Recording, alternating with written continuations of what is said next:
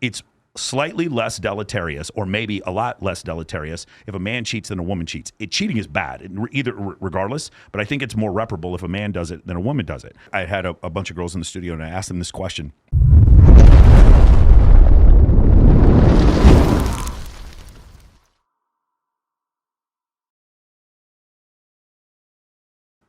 So one of the issues is, do you think it's cheating if your boyfriend watched porn? And the most of them said no, they didn't think it was cheating. And then I said, do you think it's cheating if a man is like sending DMs to a girl on OnlyFans trying to get responses back? And it was like this really weird moral incongruency, because they were like, yeah, that would be way fucking worse. Can you guys see how that might be a little bit worse? Because it's not non-contextual anymore. It's contextual. Even though it's fake, even though he's really texting with a Filipino who's pretending to be you, my point is, can you see how that would be a lot worse? My litmus for cheating is not whether it's contextual or non-contextual. Yeah. If my boyfriend is watching porn, that is not my boyfriend. That's my own double standard. Wow, so if your boyfriend watches porn at all, that's cheating. Porn, strip clubs, leering for too long, Hooters, anything. My Instagram. This is so great. Following Jasmine Jafar on Instagram. No, I'm just kidding. No. Jasmine, do you feel the same way? Is that cheating? For me, cheating is just what violates the boundaries of the relationship. Of course, so agreed. I think it's weird when these people, so maybe I just talk a lot and I'm annoying, but like I feel like when I date someone, I talk about everything. Like I'm like, oh, what makes you uncomfortable? What makes you I figure out the boundaries of our relationship really easily. So I'm not like sitting in a room like, oh, would that be cheating? What if he's doing this? And why do we just didn't talk about it? Like I feel like we have clear rules, what's okay and what's not okay. And I can see why a lot of people would cut the line there. And maybe I would be one of those people, but I don't think one is automatically cheating for everybody and one isn't. Yeah. Or, No, I'm just interested, like not just what Faro thinks is cheating, not everyone. Because like, for instance, I'll tell you, like there's a massive red pill dogma about, well, you're not supposed to have your girlfriend on OnlyFans, or not OnlyFans, but on Instagram at all. And I'm like, my girlfriend's a world champion bikini model. She can be on Instagram all she wants. I don't really give a shit about that.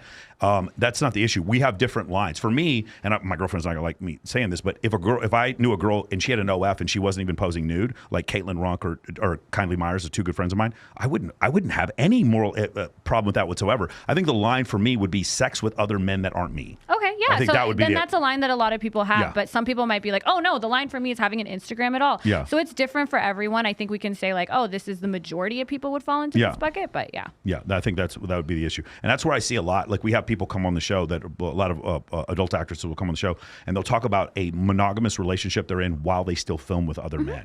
And so that's a boundary that they've created. And then the chat obviously comes in and calls their boyfriend a cuck. Like that's essentially what happens. And so there's an ambiguity there, because there's what's moral and then there's what's good for you. And you've made this perception before. Like I do think, like when we talk about eating cheeseburgers, that is not amoral, but it's not always good for you because of the sodium content. And so I think this is the same type of situation.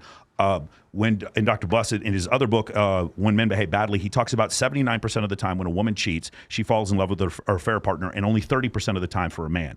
And because of that, I've said it's slightly less deleterious, or maybe a lot less deleterious, if a man cheats than a woman cheats. Cheating is bad, regardless, but I think it's more reparable if a man does it than a woman does it. And so in a polyamorous relationship, what I've seen, again, this is anecdotal, what I've seen is that when a woman strays out and is like, hey, I'm going to have sex with multiple male partners, that is kind of the end of the relationship. And when a man does it, it's like he can come back to his wife and kids. And we see this with a 25% divorce rate with men filing for divorce 25% of the time and women filing for divorce 75% of the time. So I don't know what you guys think about that specifically. Go ahead.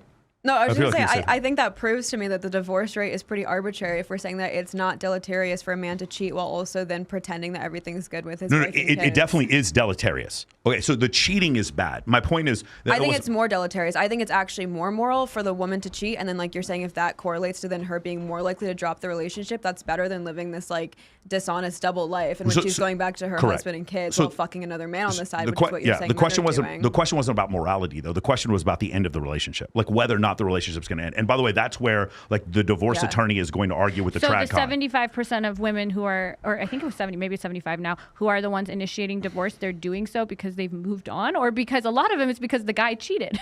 Yeah, for sure. No, I'm not saying that. I'm saying more likely it's outside of one standard deviation for women filing for divorce instead of men. Yeah, but but the reason for that I don't think has to do with the fact that they fell in love with their affair partner. Well, 70% of women, married women, in a recent survey said that they have a backup partner. partner in mind, and so it would indicate that women do like what. So women are far less likely to be repartnered after a divorce, though. Right, but they're also because women are less less interested in casual sex. Like women are less interested. No, repartnered. So it doesn't just mean like sex, but like they are less likely to have another person within 2 years after they divorce, or even like ever, than men are. Well, got it. I think the point where I was going with this specifically was the concept with dealing with divorce, specifically like the argument between the tradcons and the divorce lawyers, where James Sexton is going to say something to the effect of like, why are you letting these people stay in these bad marriages? Instead, make marriage harder.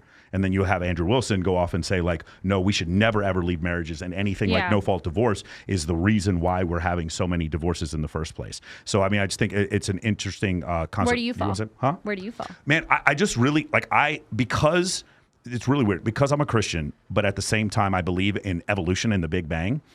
It's one of these situations where it's like I don't want to tell anybody else how to live their life unless you're touching my kids or fucking stealing from me. I really don't have that big of an issue with it. Okay. Does that make sense? Yeah. And that's what I found. And by the way, like Nicolette Shea, Karen Lee watches my show, right? Nicolette Shea is coming on my show tonight. I'm friends with fucking Madison Ivy. For me to sit there and be like, oh, you guys are morally ambiguous, I'd be the worst person. I'd be the biggest hypocrite in the world to say something like that.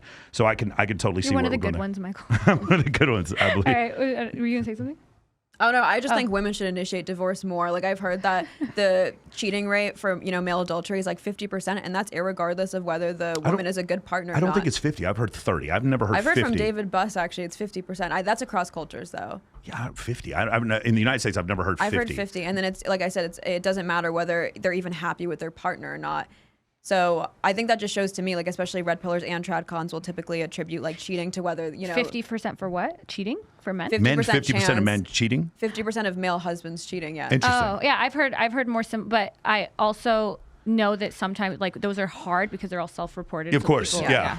That's a really difficult one to suss out. If you're watching this, I have a gift for you. Hit the link below and I will send you a private invite to my free community. And yes, it's absolutely free.